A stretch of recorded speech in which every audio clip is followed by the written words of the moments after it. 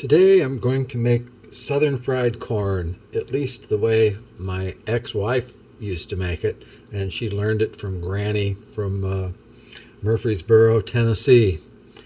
First off, tools you need something like that. Bunt pan, I guess they're called.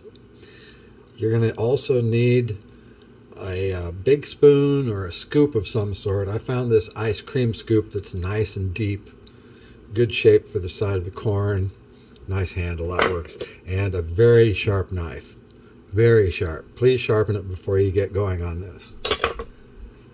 Then you've got to get as much cheap corn as you can find. I found corn fresh picked today.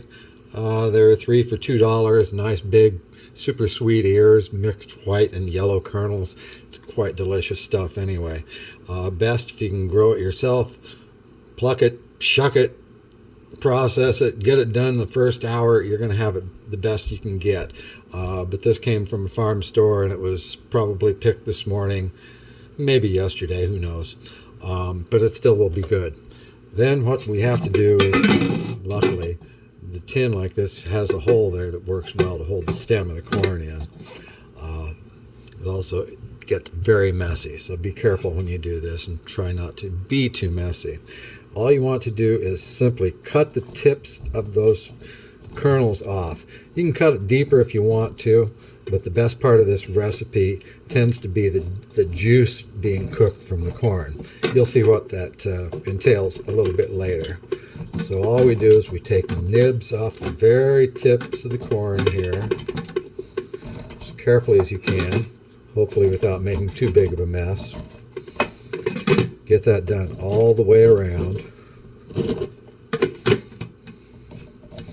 Sometimes it's a little time consuming to do this to get just the nibs, but it's better if you get just the nibs.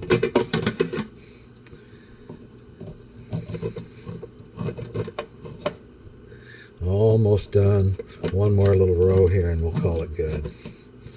Okay, we got all the nibs cut off the corn there. Then you have to take your spoon, your device, whatever you've got. I found a salad spoon or a big cooking spoon works well, but boy, this item works really nice for me. So you just take it, start at the top, you scrape all the liquid and juice out of it.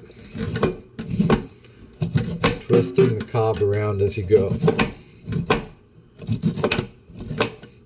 This will probably spray all over the kitchen. Get it all over your hands. Obviously, make sure your hands are washed before you do this.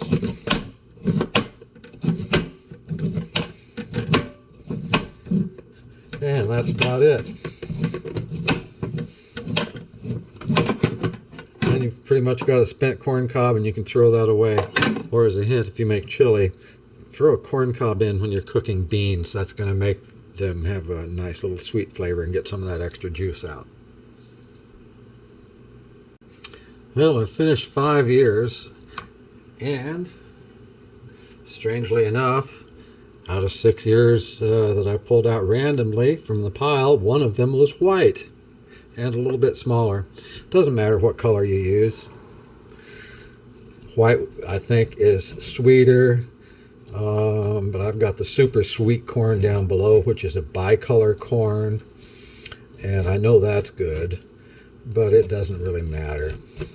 We'll get done here in just a moment. I should be a little bit pickier about just cutting off the nibs on this, but my wife and I are no longer married, so it really doesn't matter, does it?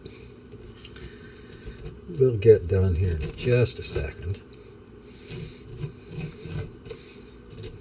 There we go, we got that all cut off. Then the messy fun part.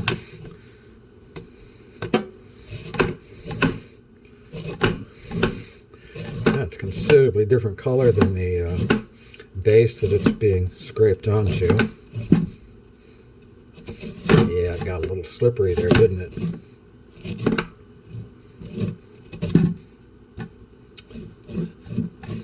And that's it. There we go. And when you're done, you're going to end up with a lot of juice, hopefully. That means you got good fresh corn. and quite a bit of that pulp.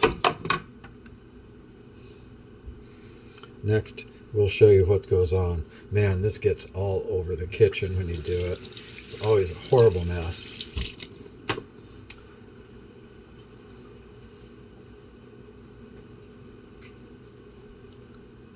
And I'm preheating my pan. We're going to get a couple of spoonfuls of bacon grease. You can use butter. Yeah, let's see. We'll call that a tablespoon and a half, maybe 2 tablespoons bacon grease. We got quite a bit of corn juice. And get that heated up just about until it smokes would be good.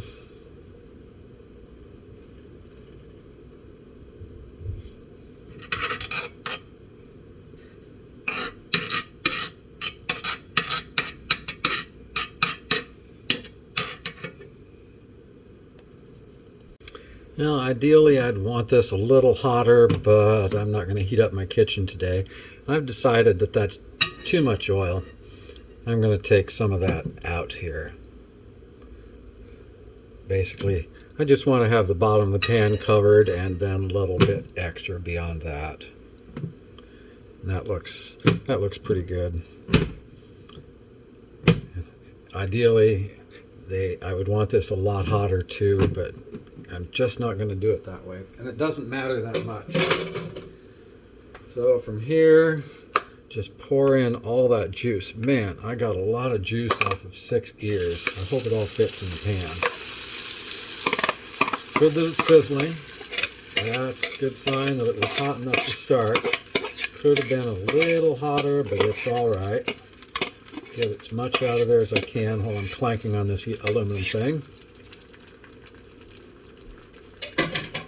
Now that we've got that in the pan, I'm going to turn up the heat. I had that on medium-low. Let's see, I had it on about 5 out of 10. I'm going to turn it up to about 8. Spread it out in the bottom. I've heard people in the South, some of them actually want to get that crust on the bottom and let it burn on a little bit. That's not the way I was taught to do it, so that's not the way I'm going to do it. From here you can see the texture in the pan, because when it's done, it has a certain look to it, and it's certainly a long ways from being done now. At this point, I will usually put in a little bit of salt, not too much. 6 ears, I got maybe half a teaspoon there, and we'll put in just a little bit more, 3/4 of a teaspoon we'll call it. And at this point, some people will put in finely chopped or minced bell pepper, red or green or both, just for color. Paprika is basically dried bell pepper, and it does much the same thing flavor-wise and adds a little bit more color to the lovely yellow. I never measured, I just put in a little sprinkle. Allow that to cook in, stir it around a little bit. See, it's getting a little burnt on the bottom there. That's just fine. It will be okay. Now that I'm going to turn the heat down. I don't want this batch to have that burnt flavor to it. I should say charred rather than burnt. Get that pepper mixed in. I like black pepper in this, but black pepper kind of turns the whole thing gray. If you don't mind the color being a little bit gray on your final product, that's okay. Yeah, there's a little bit of husk that got in. Not going to hurt a thing. And you can leave it alone or keep it stirring, but I don't want the crust that burns to the bottom of the pan in this batch, so I'm going to keep stirring it pretty well. And you can see the texture is softening up there a little bit. It doesn't hold its shape when we run the spatula over it as well. That means it's getting a little bit warmer. From here, we'll just turn it down to about a 4, a little bit lower, and let it cook slowly for a while.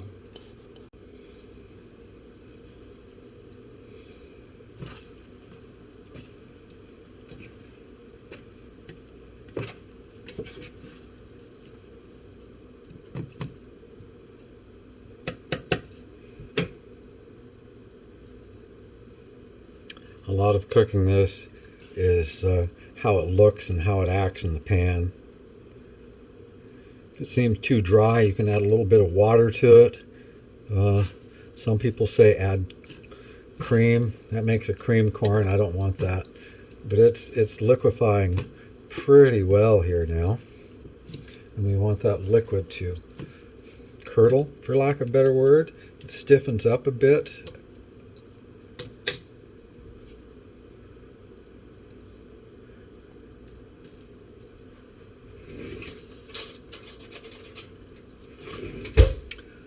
Always taste it, see how it tastes as it's cooking along here. Sometimes if your corn is old, you need to add a little bit of sugar to it because this is a sweet corn and a dish should be somewhat sweet.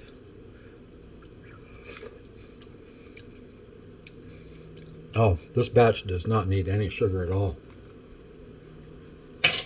Super sweet, super fresh corn. Delicious. Needs more pepper though.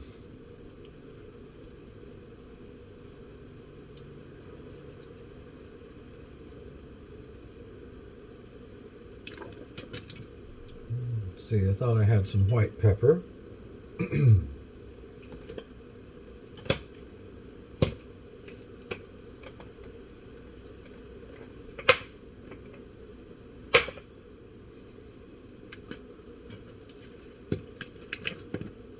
No white pepper.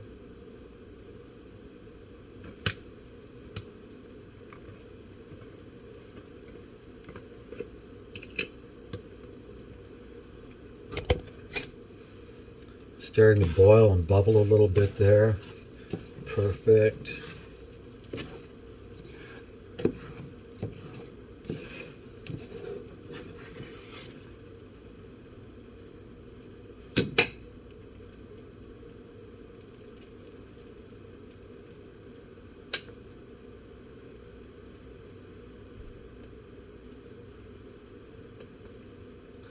Yeah, that paprika didn't do much flavor-wise. I'm going to put in some chili powder, just regular old chili powder.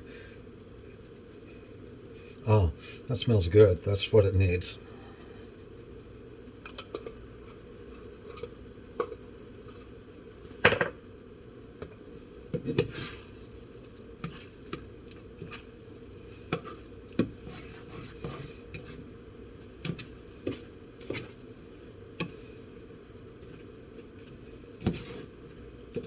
Yeah, that adds a little bit of a rosy color to it too.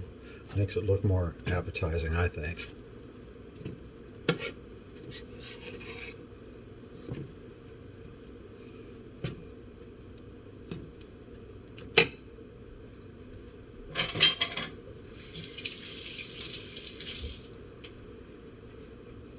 Let's give it another little taste here.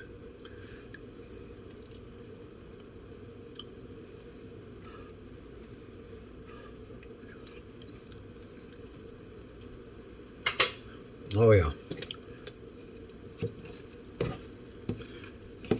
Still needs my secret ingredient.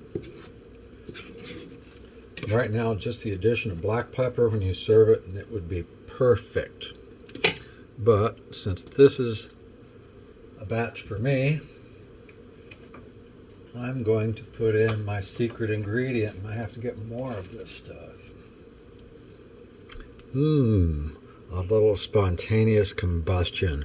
Pure habanero powder. Yum. I just put in a few shakes of 6 shakes, 6 ears.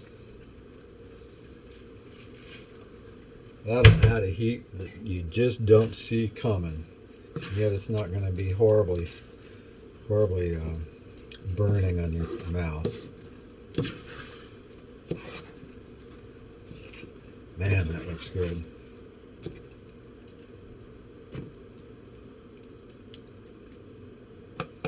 Now we just wait a little bit. I'm going to turn the heat up, see if we can get it to the point where I like it. And since I turned the heat up, I'm going to keep stirring it every few seconds.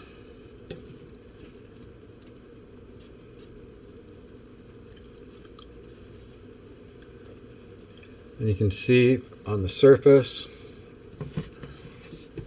oh, my camera shifted, sorry guys.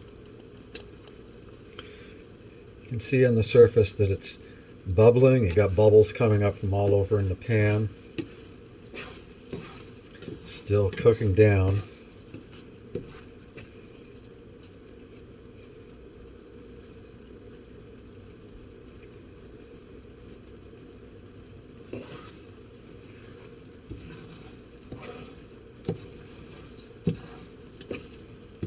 You can see it's getting a little bit thicker.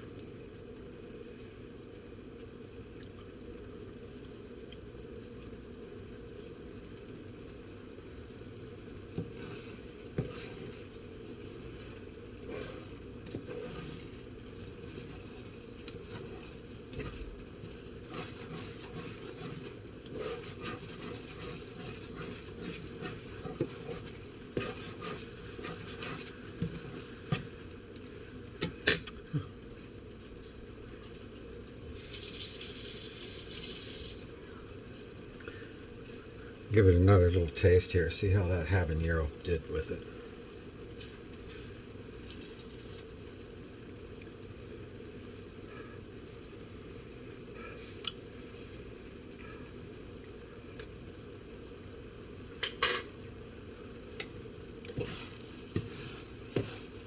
Oh yeah. Still don't taste the heat in it. That's alright. I think just for giggles, oh yeah, there is a little shake of heat in that. Not very much. I think I could use just a little bit more habanero, so I'm going to put in a few more shakes.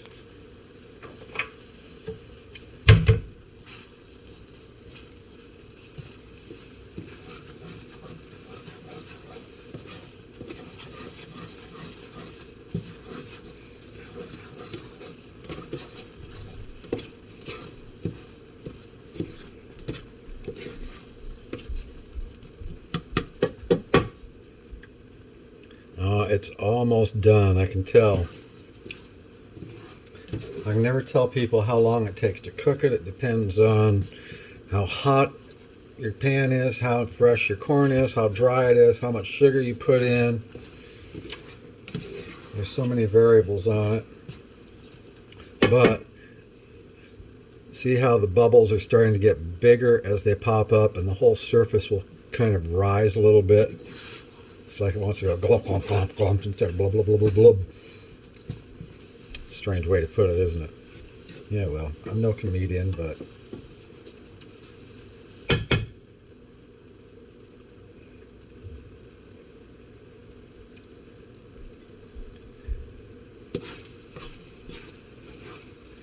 I can't help myself. I'm going to clean that spoon off and take another taste.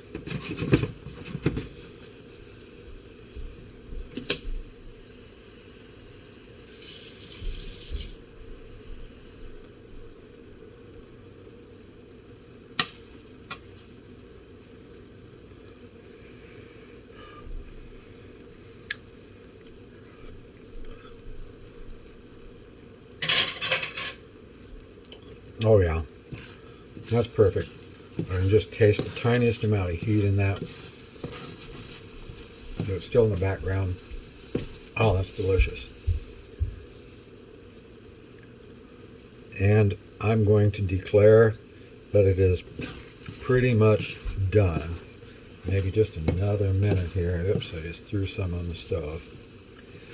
But it's not nearly as runny. It doesn't fall back on the pan as quickly, and when you leave it alone, instead of getting a boil all over the place, we're starting to see parts of the surface rise up, like there's a bigger bubble building up underneath. It's dried out just enough that it's going to be perfect. It's starting to stick to the bottom of the pan as I turn the heat up. I don't want that crust burnt in there, so we're just going to call that good and turn the heat off. From here, I'm just going to let it do its thing. It's going to continue to cook a little bit because the stove is still hot, but it's turned off.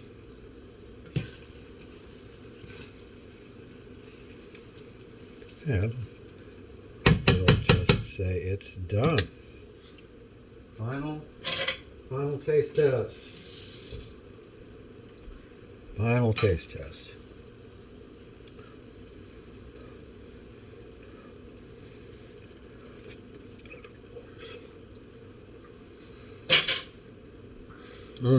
Delicious again. Just how I like it. Good thing I only have to please myself. Okay, it's been about 10 minutes now since I set this aside to cool off. Let's serve it up. Let's get ourselves a little bowl here. A couple of spoonfuls of that. A little freshly ground black pepper.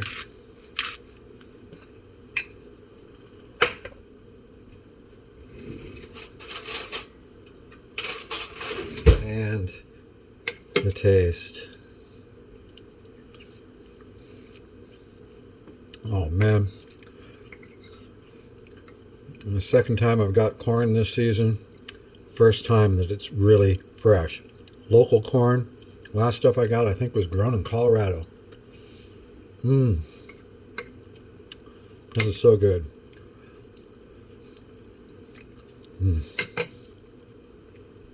6 ears for one. That's just about right.